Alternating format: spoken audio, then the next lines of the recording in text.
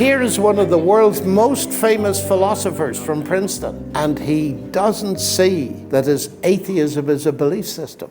I debated Peter Singer, and I told the audience that my parents were believers. My first contact with Christianity was through my parents. And he came back and he said, well, there you are. That's my biggest objection to religion. Is it just a coincidence that John is a Christian when his parents were Christians? And I thought, this is going to be real fun. When I got the opportunity to speak, I said, Peter, I told people honestly where I'm coming from, but you didn't. Peter, can I ask you, were your parents atheists?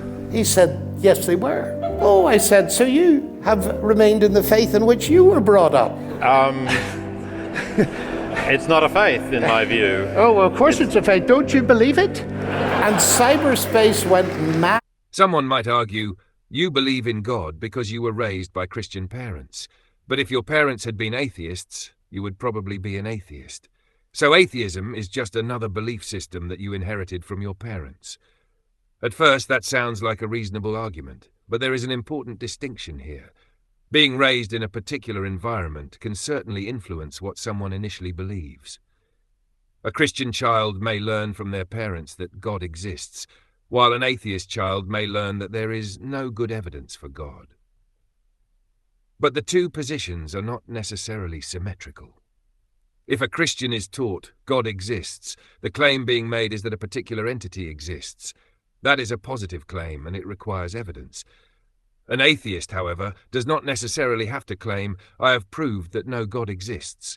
A person can simply say, I have not found sufficient evidence to believe that a God exists. Those are two different positions. And this is where faith becomes important. Religious faith can be meaningful to believers, but faith by itself isn't a reliable method for determining whether a claim is factually true. People can have faith in completely contradictory beliefs, which means faith alone cannot tell us which belief is actually correct. Imagine a judge in a criminal trial saying, I have faith that this person committed the crime, so I'm going to sentence them. That would obviously not be an acceptable standard of justice. A judge is expected to rely on evidence and reasonable justification, not simply personal faith. In the same way, if we're trying to determine whether something exists in reality, whether it's a crime, a scientific phenomenon, or a supernatural being, we should ideally ask, what evidence supports the claim?